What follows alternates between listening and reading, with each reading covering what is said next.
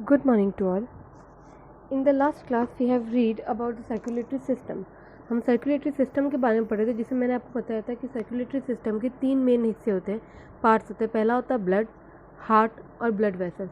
हमने ब्लड के बारे में पढ़ा, ब्लड ग्रुप्स के बारे में पढ़ा, RH फैक्टर के बारे में पढ़ा, फंक्शंस के बारे में पढ़ा।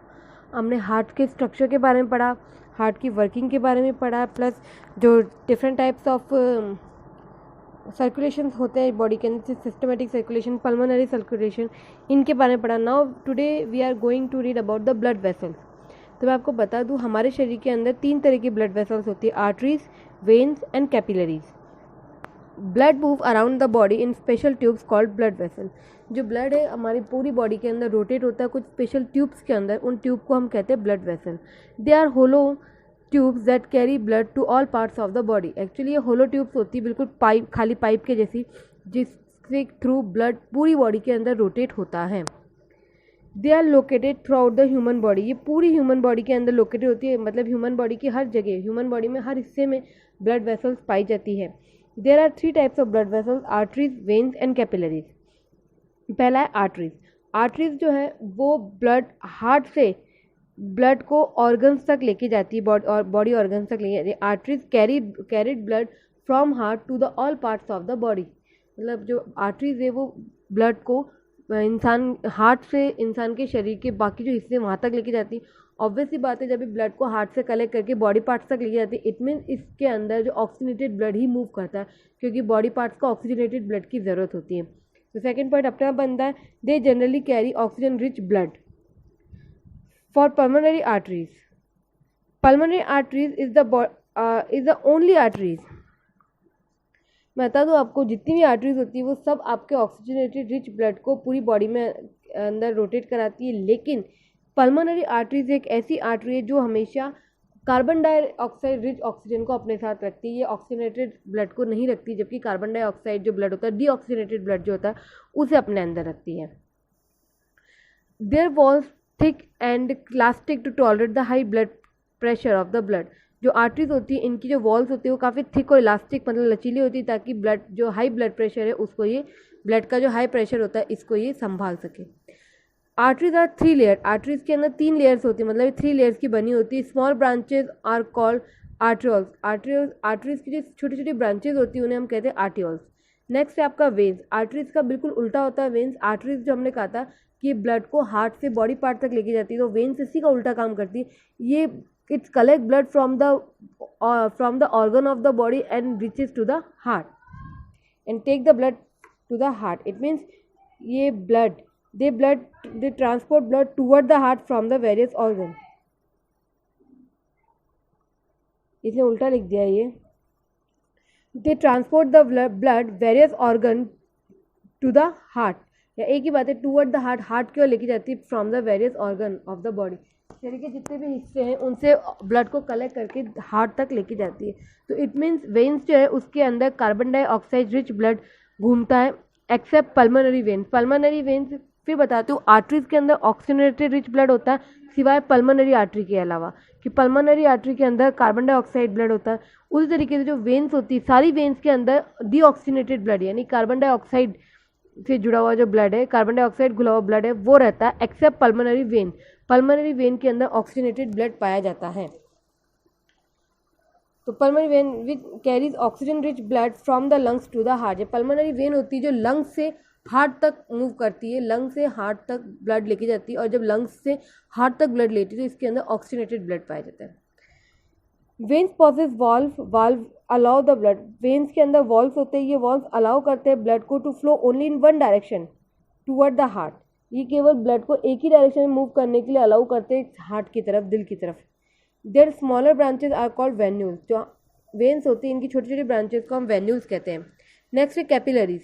इन tissues arteries divided into thin wall single layer vessels called capillary. Tissues के अंदर ये जो आर्टरीज होती है, आर्टरीज छोटी छोटी सिंगल लेयर वेसल्स के अंदर, ट्यूब्स के अंदर डिवाइड हो जाती है, जिनको हम कहते हैं capillaries. They wall of the capillaries is very thin.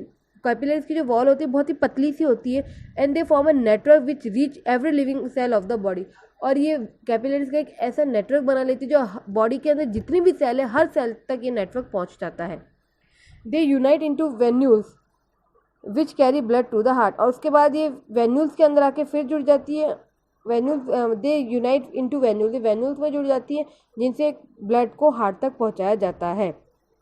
ये आपका ब्लड सर्कुलेटरी सिस्टम कंप्लीट हुआ है। नेक्स्ट आपका एक्सक्रीटरी सिस्टम, मैं आपको शॉर्ट पे ही बता दूंगी पहले, उसके बाद हम कल ह्यूमन एक्सक्रीटरी सिस्टम को पूरा पढ़ेंगे। एक्सक्रीटरी सिस्टम का मतलब है the process of removing waste material from the body of living organisms is called excretion. मतलब वो प्रोसेस जिसमें वेस्ट मटेरियल बॉडी से बाहर निकाला जाता है उसे हम कहते हैं एक्सक्रीशन।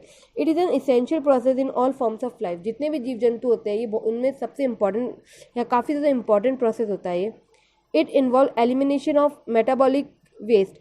इसमें मेटाबॉलिक वेस्ट जो मतलब खाने को डाइजेस्ट करने के बाद जो वेस्ट मटेरियल बचता है उस वेस्ट मटेरियल को बॉडी से बाहर निकाला जाता है, जैसे कि ammonia, urea, uric acid from the tissue से निकाला जाता है। Kidney play very important role in excretory system. Kidney बहुत ही इंपॉर्टेंट रोल प्ले करती है। किडनी जो आपका बहुत ही इंपॉर्टेंट रोल प्ले करती है इस काम के अंदर।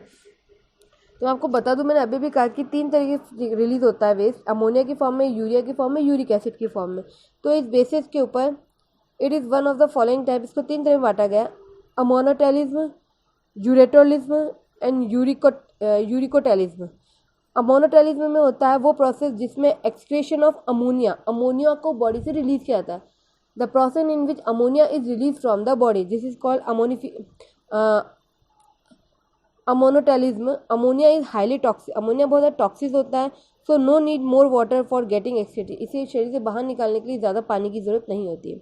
The animal which excrete ammonia are called ammonotelic animals. वो एनिमल जो अमोनिया बॉडी से रिलीज करते हैं उनको एमोनोटेलिक एनिमल्स कहते हैं। जैसे एक्वेटिक एनिमल्स हो गए, इनवर्टिब्रेट्स हो गए, छोटी छोटी फिशेज हो गई, एम्फीबियंस हो गए, टेडपोल्स, ये सब अमोनिया रिलीज करते हैं। नेक्स्ट है यूरेटोलिज्म, वो प्रोसेस जिसमें बॉडी से यूरिया रिलीज किया जाता है। The process in which urea is release from the body, this called ureotelism. In liver ammonia is converted into less toxic urea. Liver के अंदर अमोनिया को यूरिया के अंदर कन्वर्ट किया था। अमोनिया बहुत हाईली टॉक्सिक सब्सटेंस होता है जबकि यूरिया थोड़ा कम टॉक्सिक होता है। This called ornithine cycle.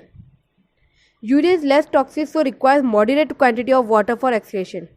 The animals which excrete urea are called ureotelic animals, terrestrial animals, semi-aquatic amphibians, frog, toads, cartilage fishes, aquatic और semi-aquatic reptiles, alligators, turtles, etc. ये आपके यूरेटोलिज्म वाले एनिमल्स हैं। नेक्स्ट है आपका uricotelism.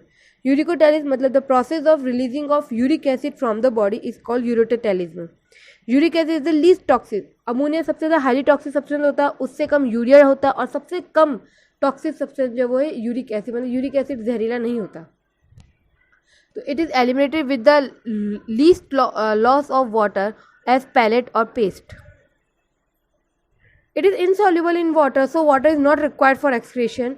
The animal which excrete urea are called urotelic animals. Example: birds, terrestrial reptiles, insect, land snail, and some land crustaceans. यहाँ आपके complete होता है excretory system. Now tomorrow we will read about the human excretory system. तब तक के लिए thank you.